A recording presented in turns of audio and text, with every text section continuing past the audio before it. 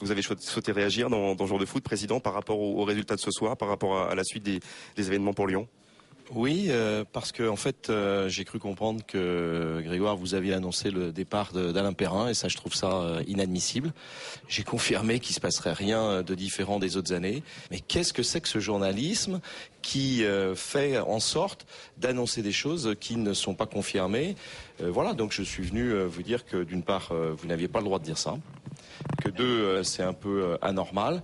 Si nous sommes, ce qui est le cas, plutôt bien placés pour essayer de remporter un 7e titre, si nous avons la prétention et l'ambition de gagner une Coupe de France, je pense que c'est un peu difficile d'imaginer ce que vous êtes en train de vouloir asséner.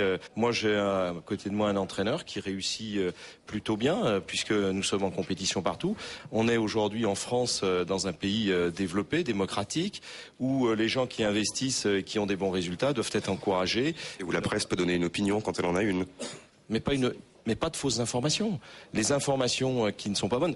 Comment pouvez-vous annoncer au public aujourd'hui pendant un match qu'Alain Perrin ne sera pas là l'année prochaine, alors que je ne le sais pas?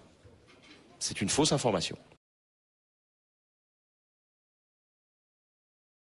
Aujourd'hui, il est libre de tout contrat et il a décidé de vider son sac. Alain Perrin, fraîchement licencié, revient pour la première fois sur son année à Lyon.